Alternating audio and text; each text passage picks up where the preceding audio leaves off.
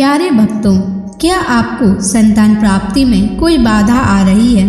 क्या आप चाहते हैं कि आपका पुत्र एक तेजस्वी और स्वस्थ संतान हो?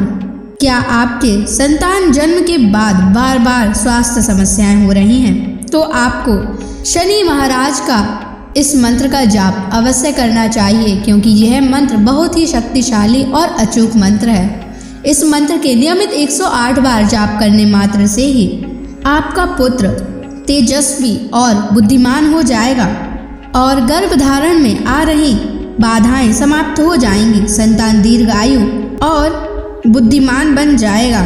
इसलिए प्यारे भक्तों, आप शनि देव के इस महामंत्र का जाप अवश्य करें। और जब भी आप इस मंत्र का जाप करें तो इस वीडियो को अपने मोबाइल फोन पर या स्पीकर पर चलाकर छोड़ दें, ताकि आप बिना कोई समस्या के इस महामंत्र का जाप कर पाएं। यह मंत्र बहुत ही शक्तिशाली और प्रभावशाली मंत्र है। इस मंत्र के जाप से पुत्र प्राप्ति के योग भी प्रबल होते हैं और संतान का जीवन सुरक्षित और सुखद होता है। घर में खुशहाली और समृद्धि बनी रहती है। इसलिए प्यारे भक्तों, अगर आप भी चाहते हैं कि आपका पुत्र हमेशा खुश रहे, तो आप इस मंत्र का जाप अवश्य करें और नियमित 108 बार करें और पूरी श्रद्धा के साथ करें। तभी आप शनि महाराज के असीम कृपा के भागी बन पाओगे। और अगर आप शनि देव का आशीर्वाद प्राप्त करना चाहते हैं तो इस वीडियो को लाइक और चैनल को सब्सक्राइब जरूर कर दीजिए और कमेंट बॉक्स में जय शनि महाराज अवश्य लिख दीजिए। तो चलिए भक्तों, मंत्र का जाप करना प्रारंभ करते हैं।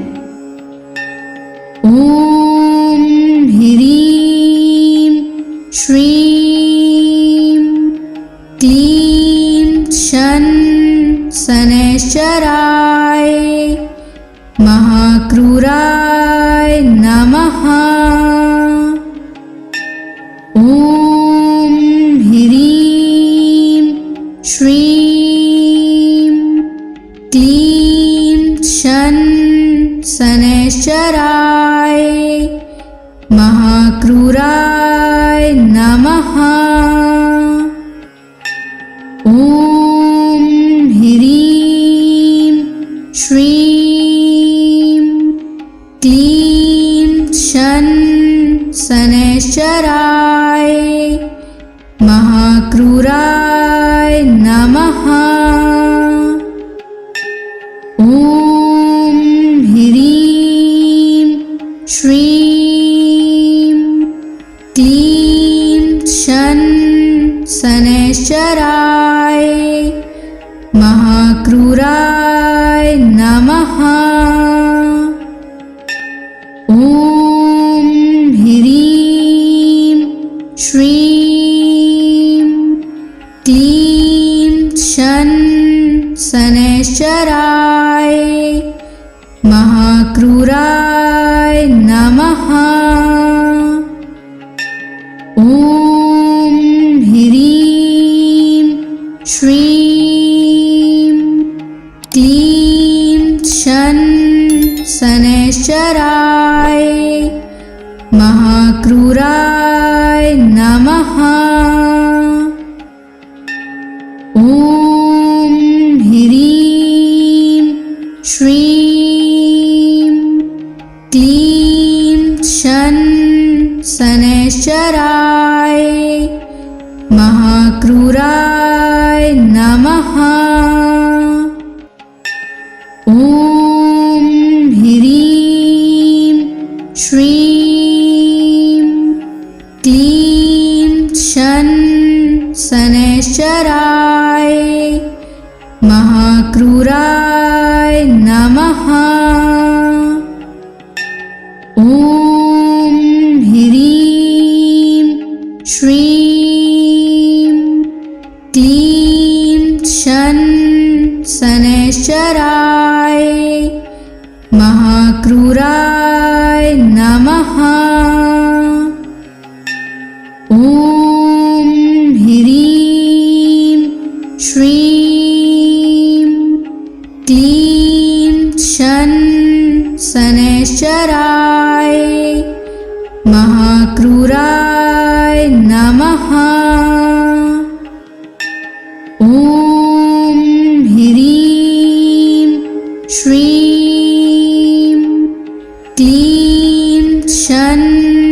शनैश्चराय महाक्रूराय नमः।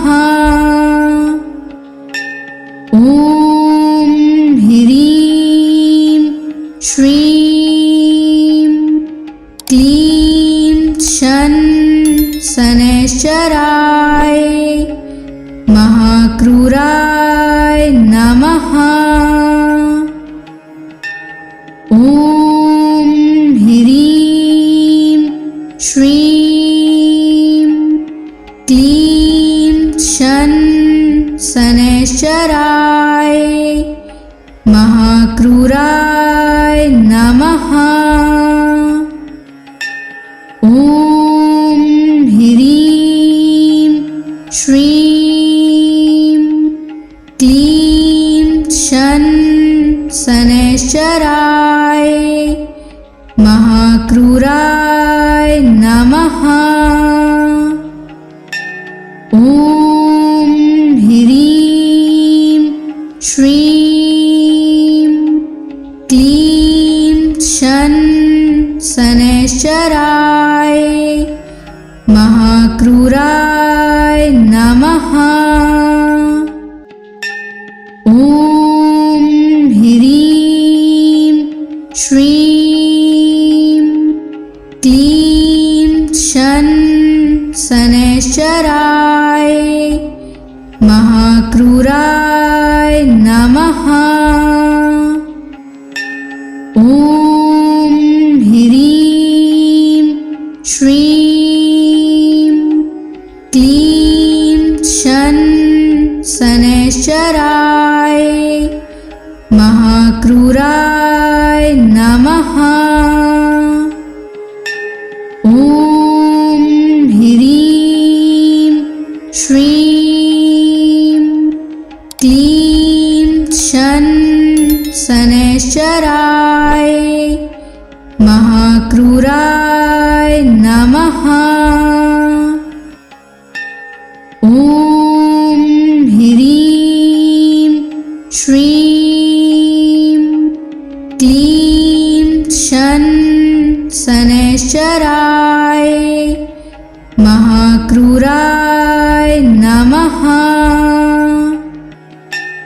ॐ ह्रीं श्रीं क्लीं शनैश्चराय महाक्रूराय नमः।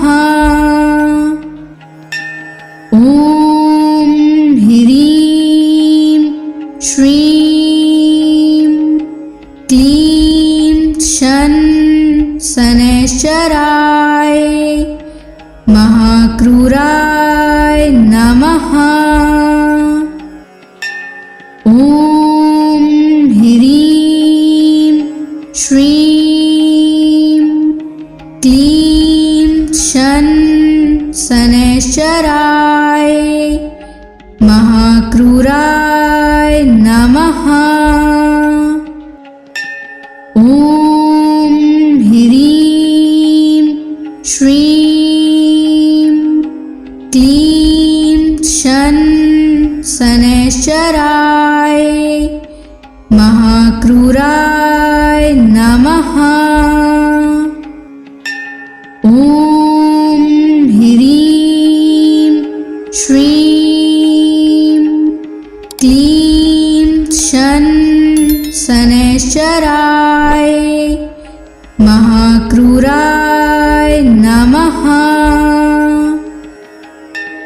ॐ ह्रीं श्रीं क्लीं शनैश्चराय महाक्रूराय नमः। ॐ ह्रीं श्रीं क्लीं शनैश्चराय महाक्रूराय नमः। ॐ ह्रीं श्रीं क्लीं शनैश्चराय महाक्रूराय नमः। ॐ ह्रीं श्रीं क्लीं शन शनैश्चराय महाक्रूराय नमः। ॐ ह्रीं श्रीं क्लीं शन शनैश्चराय महाक्रूराय नमः। ॐ ह्रीं श्रीं क्लीं शन शनैश्चराय महाक्रूराय नमः। ॐ ह्रीं श्रीं क्लीं शन शनैश्चराय महाक्रूराय नमः। ॐ ह्रीं श्रीं क्लीं शन शनैश्चराय महाक्रूराय नमः। ॐ ह्रीं श्रीं क्लीं शन शनैश्चराय महाक्रूराय नमः। ॐ ह्रीं श्रीं क्लीं शन शनैश्चराय महाक्रूराय नमः। ॐ ह्रीं श्रीं क्लीं शन शनैश्चराय महाक्रूराय नमः। ॐ ह्रीं श्रीं क्लीं शन शनैश्चराय महाक्रूराय नमः। ॐ ह्रीं श्रीं क्लीं शन शनैश्चराय महाक्रूराय नमः। ॐ ह्रीं श्रीं क्लीं शन शनैश्चराय महाक्रूराय नमः।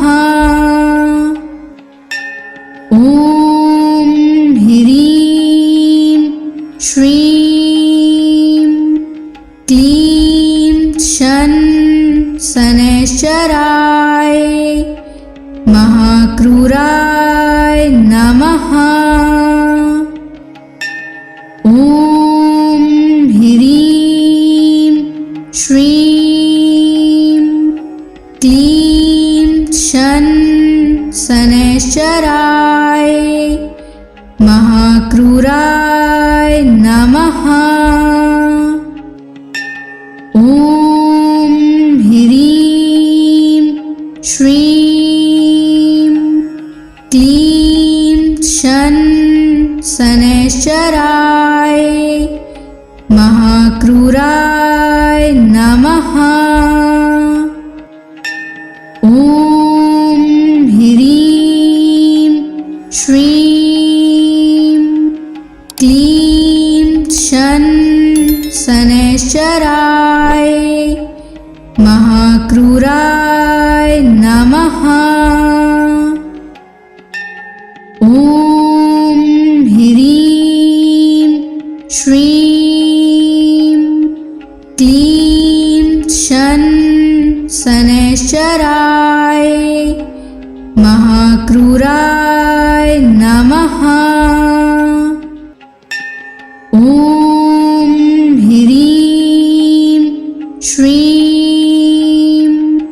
क्लीं शन शनैश्चराय महाक्रूराय नमः।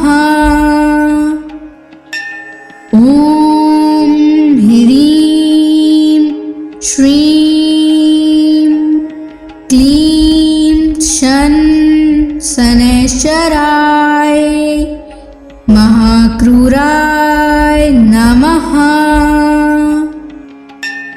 ॐ ह्रीं श्रीं क्लीं शन शनैश्चराय महाक्रूराय नमः।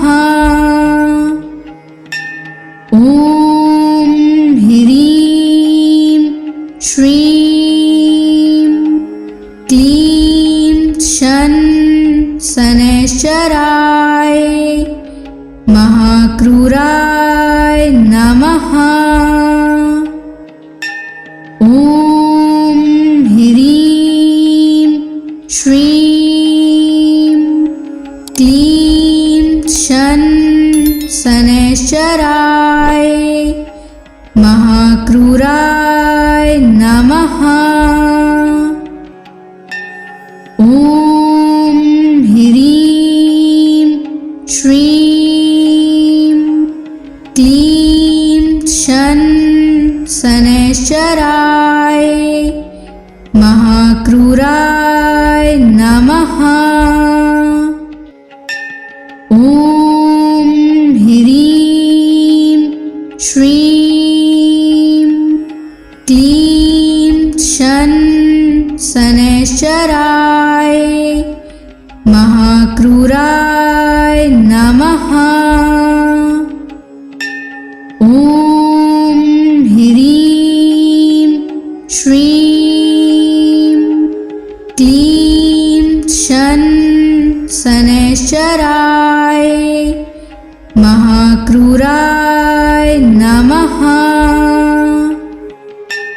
ॐ ह्रीं श्रीं क्लीं शन शनैश्चराय महाक्रूराय नमः।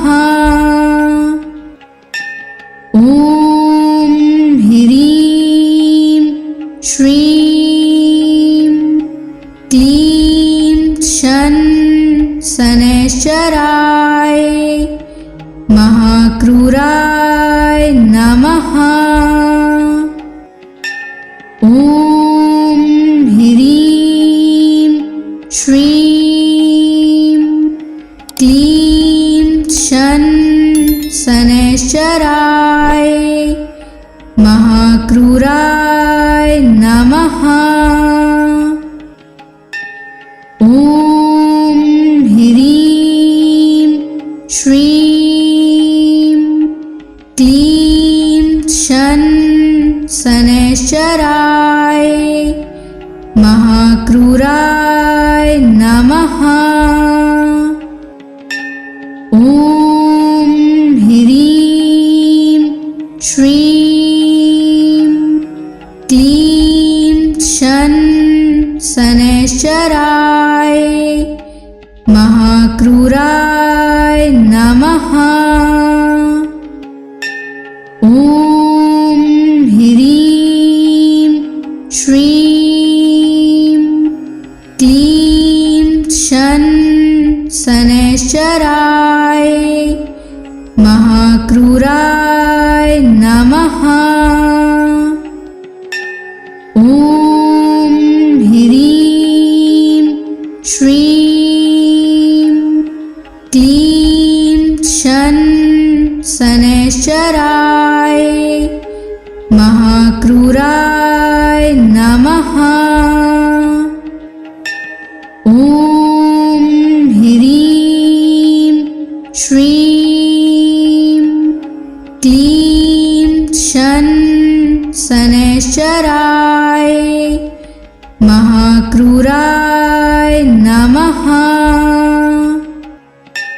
ॐ ह्रीं श्रीं क्लीं शन शनैश्चराय महाक्रूराय नमः।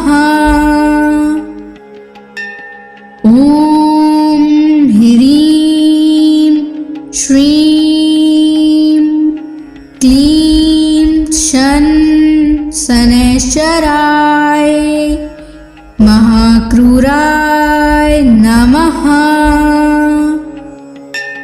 ॐ ह्रीं श्रीं क्लीं शन शनैश्चराय महाक्रूराय नमः। ॐ ह्रीं श्रीं क्लीं शन शनैश्चराय महाक्रूराय नमः। ॐ ह्रीं श्रीं क्लीं शन शनैश्चराय महाक्रूराय नमः।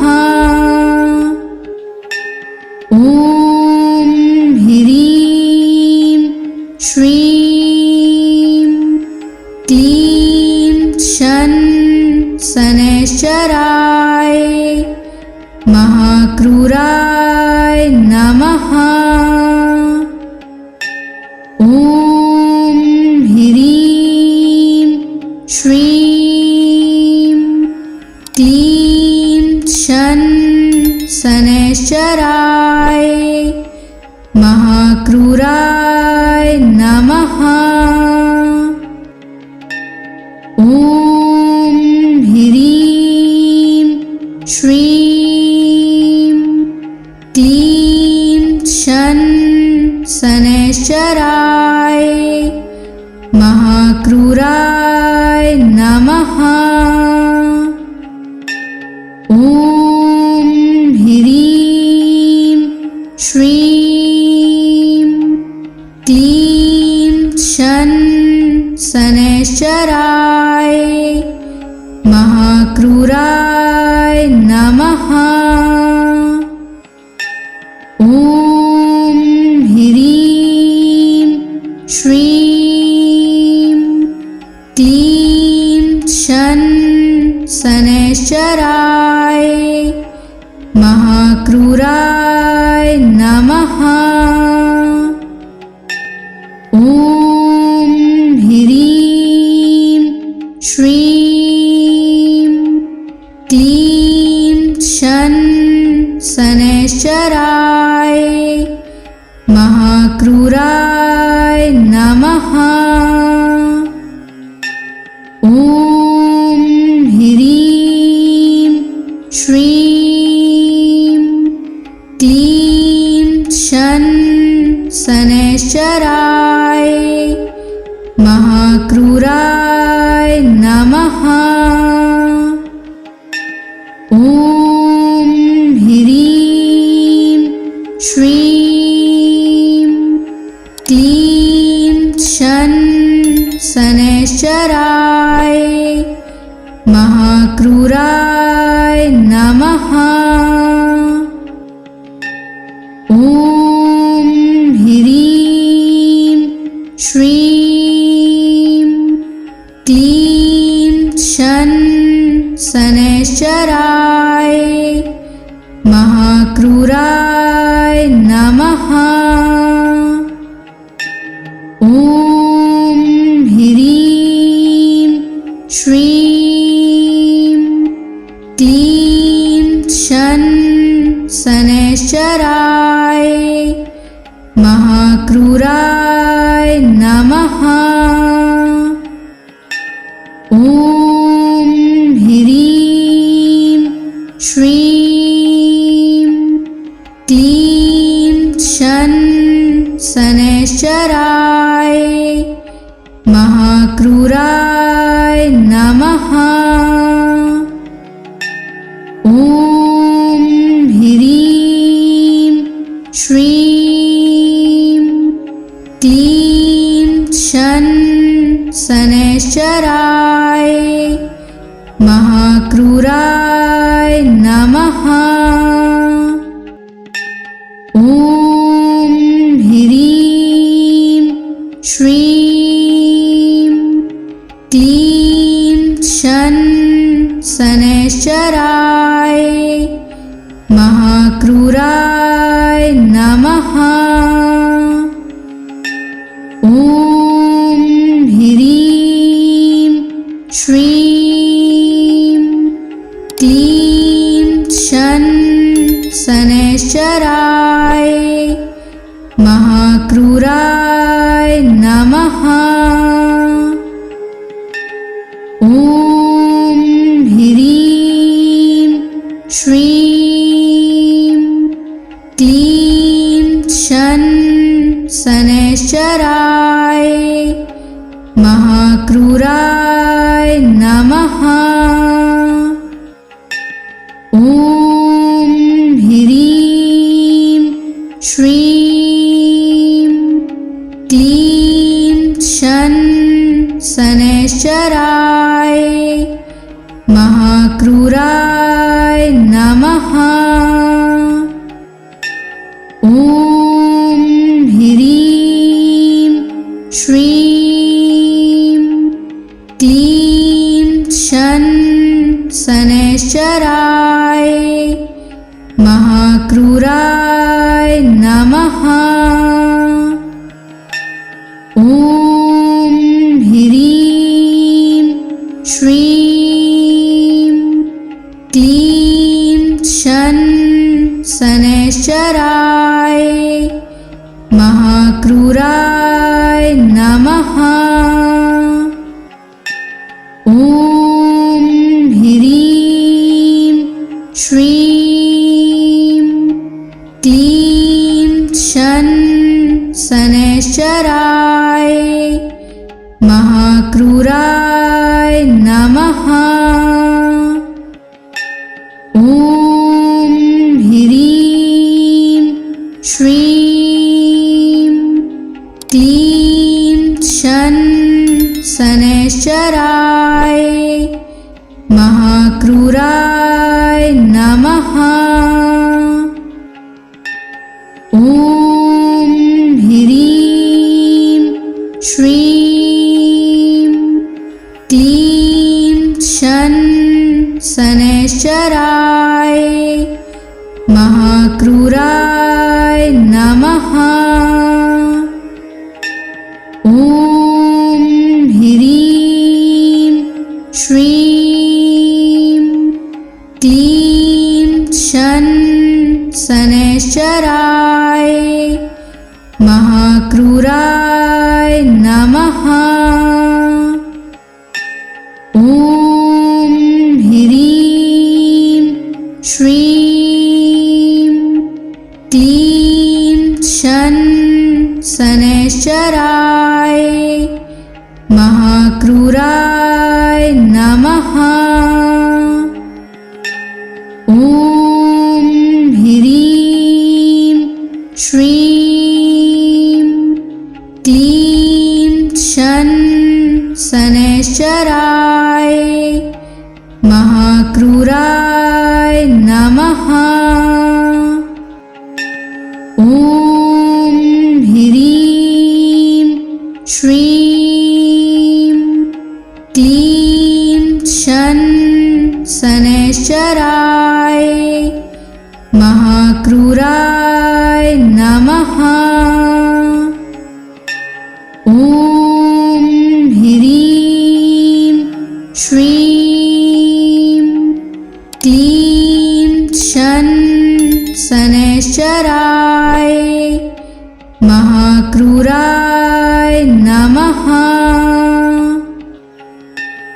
ॐ ह्रीं श्रीं क्लीं शन शनैश्चराय महाक्रूराय नमः। ॐ ह्रीं श्रीं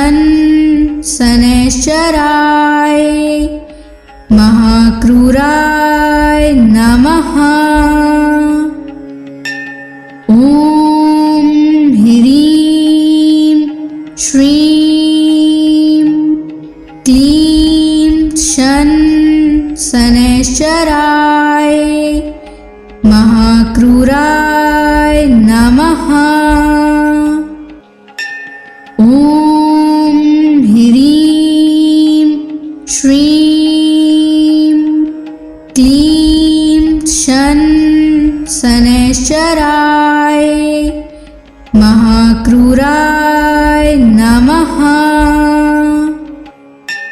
ॐ ह्रीं श्रीं क्लीं शन शनैश्चराय महाक्रूराय नमः।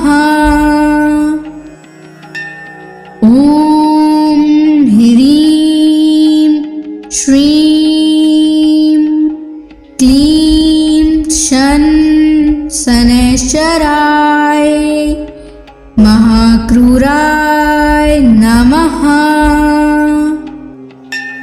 ॐ ह्रीं श्रीं क्लीं शन शनैश्चराय महाक्रूराय नमः।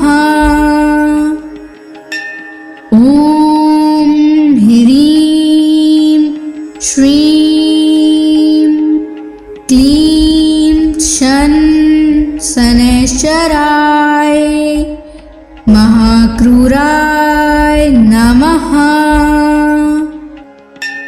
ॐ ह्रीं श्रीं क्लीं शन शनैश्चराय महाक्रूराय नमः।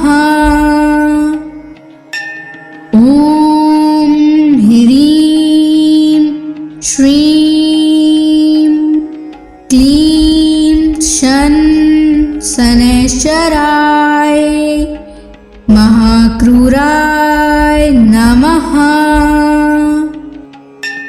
ॐ ह्रीं श्रीं क्लीं शन शनैश्चराय महाक्रूराय नमः। ॐ ह्रीं श्रीं क्लीं शन शनैश्चराय महाक्रूराय नमः। ॐ ह्रीं श्रीं क्लीं शन शनैश्चराय महाक्रूराय नमः। ॐ ह्रीं श्रीं क्लीं शन शनैश्चराय महाक्रूराय नमः।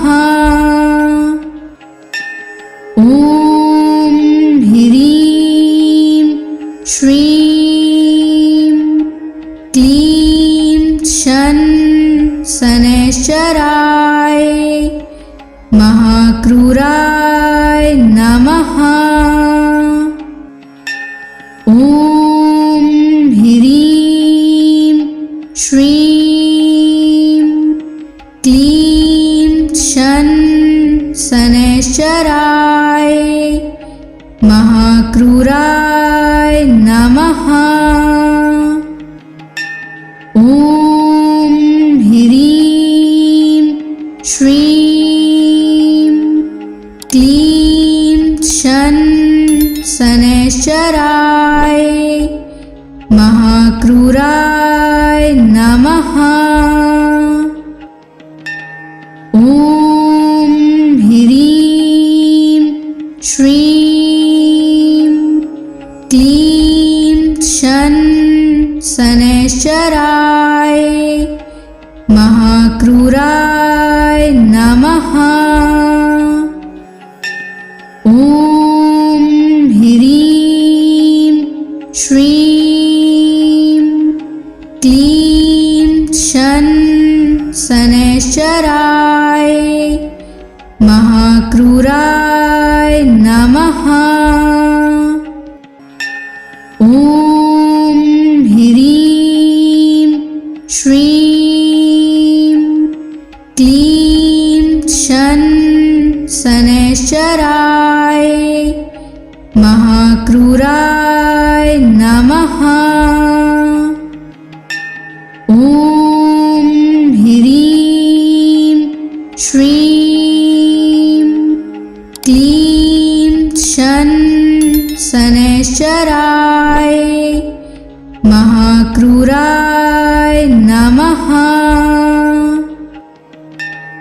ॐ ह्रीं श्रीं क्लीं शन शनैश्चराय महाक्रूराय नमः।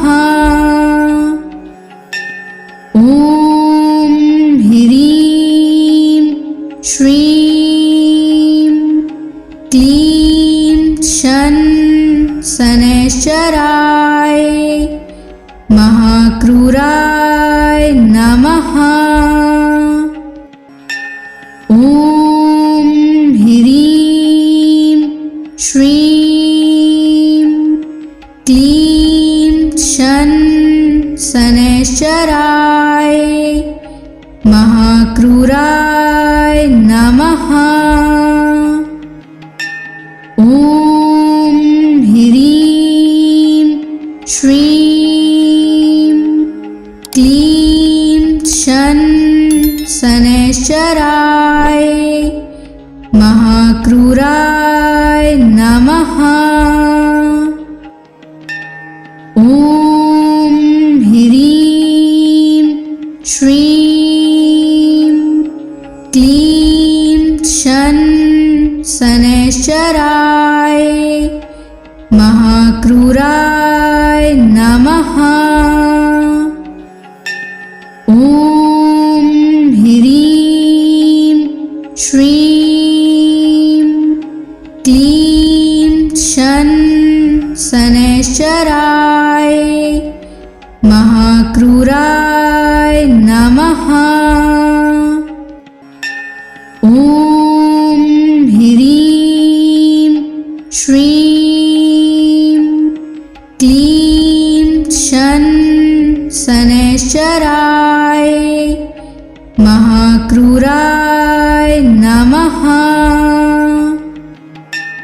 ॐ ह्रीं श्रीं क्लीं शन शनैश्चराय महाक्रूराय नमः। ॐ ह्रीं श्रीं क्लीं शन शनैश्चराय महाक्रूराय नमः। ॐ ह्रीं श्रीं क्लीं शन शनैश्चराय महाक्रूराय नमः। ॐ ह्रीं श्रीं क्लीं शन शनैश्चराय महाक्रूराय नमः। ॐ ह्रीं श्रीं क्लीं शन शनैश्चराय महाक्रूराय नमः। ॐ ह्रीं श्रीं क्लीं शन शनैश्चराय महाक्रूराय नमः। ॐ ह्रीं श्रीं क्लीं शन शनैश्चराय महाक्रूराय नमः। ॐ ह्रीं श्रीं क्लीं शनैश्चराय महाक्रूराय नमः। ॐ ह्रीं श्रीं क्लीं शन शनैश्चराय महाक्रूराय नमः।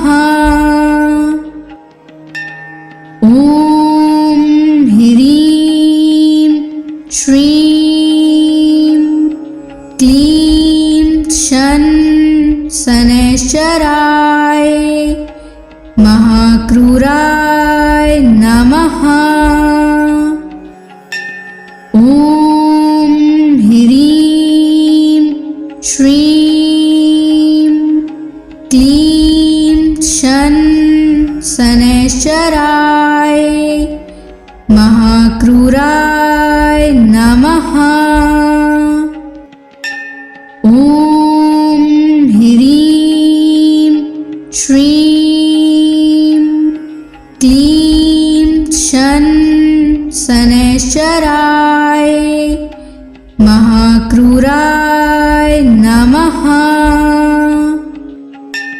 ॐ ह्रीं श्रीं क्लीं शन शनैश्चराय महाक्रूराय नमः। ॐ ह्रीं श्रीं क्लीं शन शनैश्चराय महाक्रूराय नमः। ॐ ह्रीं श्रीं क्लीं शन शनैश्चराय महाक्रूराय नमः।